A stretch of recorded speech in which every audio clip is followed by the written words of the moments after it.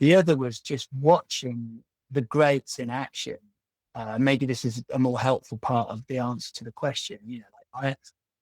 I used to be that guy who was getting really stressed out with failure and putting a lot of pressure on myself and, self-sabotaging because I was just, I mean, not enjoy, I got to the point where I'd stopped enjoying it. And that's why I stopped climbing hard projects, and moved on to other styles of climbing, more, if you like, adventurous or fun styles of climbing because, um, I just couldn't hack the pressure of hard projects. So what I did was when I returned to hard project climbing, I saw people like Steve McClure on the crag and Chris Sharma and these guys who are just, when they fall off, they're not spitting the dummy and having some big tantrum. They're like, oh, that was a fun go. I tried my best. I'll come down, have a rest. They're enjoying talking to their friends. They're enjoying being in a nice place. They're genuinely enjoying being in the nice place, even though they're trying this super hard project, and they're enjoying doing these. And they say things like, oh, it's better than being indoors, and like the moves on this project are so cool. I'm enjoying doing them. And they're just, whether they're doing this like they're doing it as a hack or whether they're just doing it naturally, I honestly don't even know. I can't believe it's something that I haven't actually asked. If I asked Steve, I know exactly what Steve would say. He would never confess that it's a hack. He'd say, oh no, that's just who I am. That's just, I just like being out on the crag, That's what Steve would say. And it's as simple as that, right? You've got to get back in touch with those reasons why you started. You started because you just like being out on the crag. You like the feeling of the movement. You liked being in nature. You liked being with your friends. You just got to get back in touch with that. If we lose that, the obsession with performance just takes over and just sabotages the whole thing. So you have to just try and get back to those, you know, I think especially as we get older, because a day spent on the crag having a tantrum and getting stressed because you didn't do your route it's a day wasted. 100%. And yeah, somehow the greats, and you know, I think of you as part of them, are able to tap into that feeling of joy, whether they're trying easy things or hard things. They bring maybe this enjoyment of the process that sometimes we lose Mm-hmm. when we have been Mm-hmm. doing something so long. So I think your advice is very heeded. It is not easy, but the rest of us need to figure out how to, yeah, just enjoy going out and finding the right kind of people to go out with and find that stoke. Neil, you have been coaching now for a few decades, Since and I 1993. amazing. And I remember when I started climbing in the early 2000s, when I was like kind of just soaking up whatever information I could find. I remember reading your articles from back when there was really little information out there. That's right. Can you talk about maybe a couple of like principles or things that how your training has evolved? Things that you believe or you advise people to like double down on, or maybe some things that don't work. So my manifesto as a coach is, to the people I work with, I want them to be kind to themselves and enjoy their climbing, and to understand that sometimes the harder you chase something, the more it moves away from you. And, things ebb and flow. And by kind of making that steady commitment over time, you will get there in the end. Even if there's setbacks on the way, you know, there could be, meaning that you might not get your project or you might get a finger tweak or something like that. But in the end, it all balances out.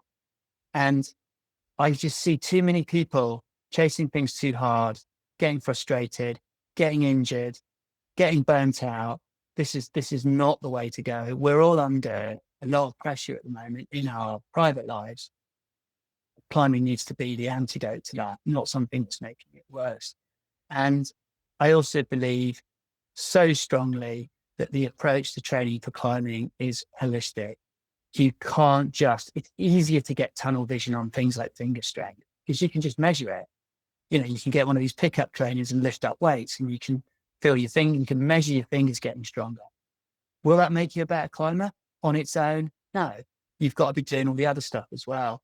And, like to remember that the best climbers, like Adam, aren't necessarily the strongest. They're the whole package. They've got the movement, they've got Jedi-like ability to read sequences and retain beats. You know, footwork as accurate as a ballerina. These are all the things that we want, not just this quest for finger strength, which we see on social media. And sorry, this is a rather long manifesto, isn't it? But the main thing that I do in the training plans that I set for people is I divide the training up into chunks, and this avoids repeating the same thing over and over again, which is what most climbers, which without a training plan, a lot of climbers, they just do the same training over and over and they plateau. But if you divide the training up into like bite-sized chunks, give each chunk long enough to have a chance to work, and then when you start to plateau, you move on and you introduce the load progressively over time. And you make sure that all the strength and endurance work is accompanied with skill-related goals, by which I mean stuff like focus on this aspect of technique when you're climbing, focus on this aspect of mindset when you're climbing. Like, don't just think about the physical side of it. Constantly give yourself a steer when it comes to tricks and tactics. I'd say that's probably about my manifesto done. No, that's a great manifesto.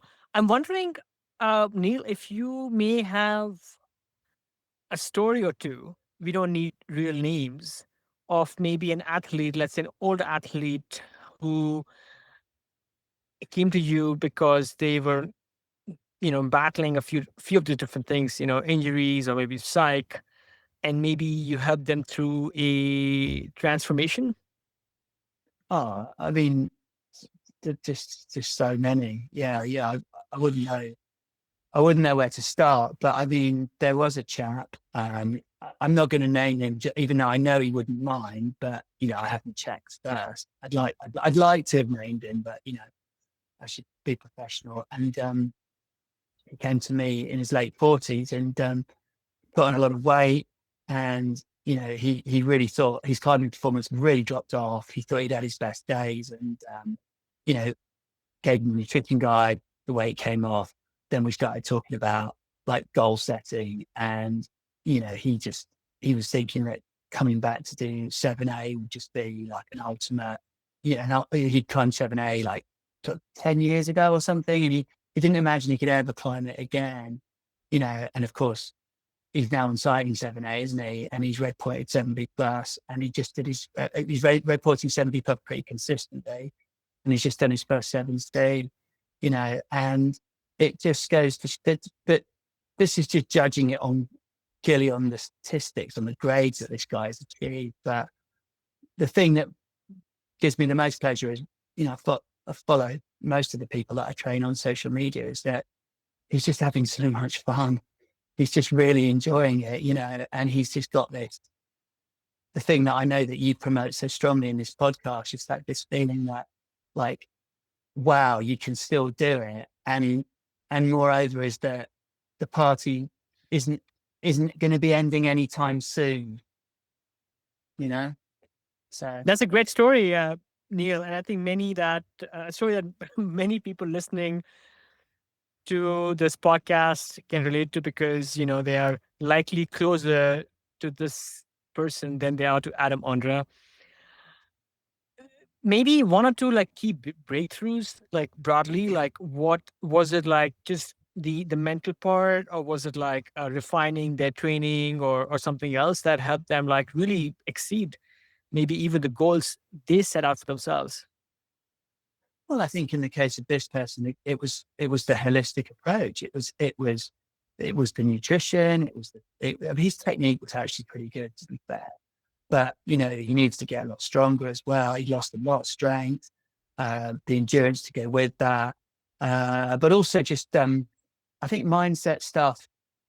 He was fine about taking leader falls, but he just lost so much confidence. So just helping him to just really believe in himself again, because that's the key part in all this. Is that I, having I, that belief as the engine. yes, the belief. Yes, I mean, there's so much. I, there's so much wisdom that's packed into all your years of coaching and working with athletes. One other, I thought, example we could touch on is, we just had Rob, Rob Matheson on the podcast, still sending bold trad Mhm, at mhm, mhm. 74. And he credits a lot of his ability to the work that you and he have done together. So, what was it like coaching someone like Rob? Like, it's funny. One of the things that Rob told me was like, I have like janky, I have like a shoulder injury that I have been trying to manage. And one of the things Rob was saying was like how he doesn't do any pull-ups. He's like, no, you should, do like those rows, on cable or something. So maybe that is just like a kind of a tactical thing. But yeah, can you talk about like your approach to somebody like Rob? I think what I'm going to say here might surprise you. Coaching Rob was no different to coaching anyone else.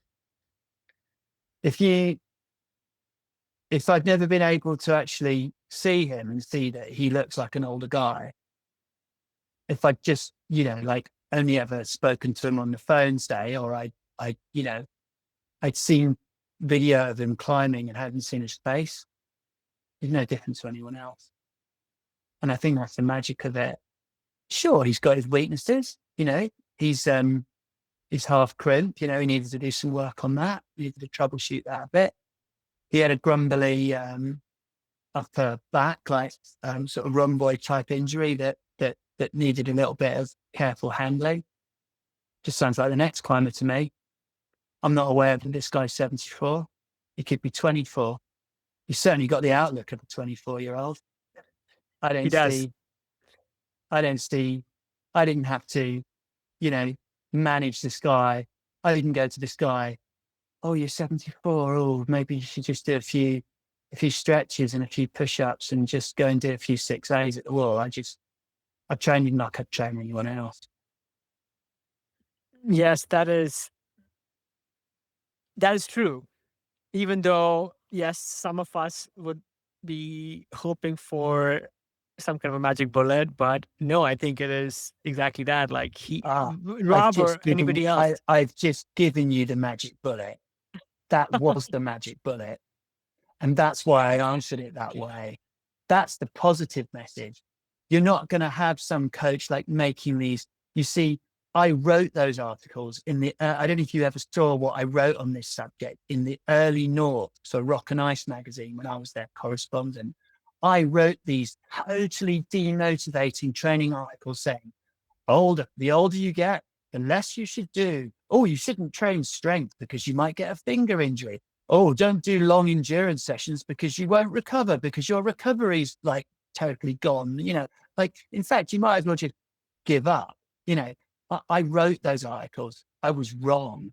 I wrote those articles because there was no data. There were no Rob Mathesons around to prove that like climbers are like in that film, that film with Brad Pitt, Benjamin Button, like climbers climbers keep getting better as they get older. I didn't know that back then. I just went on what they were saying in other sports. I looked at you look at all these depressing decline curves, and I just applied that to climb. But I am so glad that I was so wrong, and I'm the living proof of that in my own climbing. And so are all the older athletes that I've worked with. And that's why I'm quite proud to say that I didn't treat Rob Matheson differently to how I would treat anyone else. Like, sure, I gave him the right amount of work, like, and the overall amount of load to suit him, but not because of his age, because he's who he is, and like some climbers will tell me they can train 3 days in a row, no problem. Some climbers will say to me they have to go day on, day off. Some will say they can do 2 days on, one day, like everybody's different. And it's more just down to individuality than age. I don't Mm. particularly see the pattern. I don't see an age related pattern. Like I've noticed, um, that a lot of the people come to me of all ages who say that they've tried to follow some crazy plan that they heard about that, like, Alex Megos was doing, or like some top superhero climber was doing. They tried to follow this plan and they got overtrained and they got shut down. But they didn't say that because of their age. They just, you know, like it's just genetic susceptibility. So I think we all have to find, I think we all have to find the right rhythm and tempo for our training. And this is something that I try and do with every obviously it's a key thing that I do with everybody who I train, but I don't make some like sweeping assumption. Oh, you're 74. I'm going to give you 1 half-hour training session a week. I don't do that.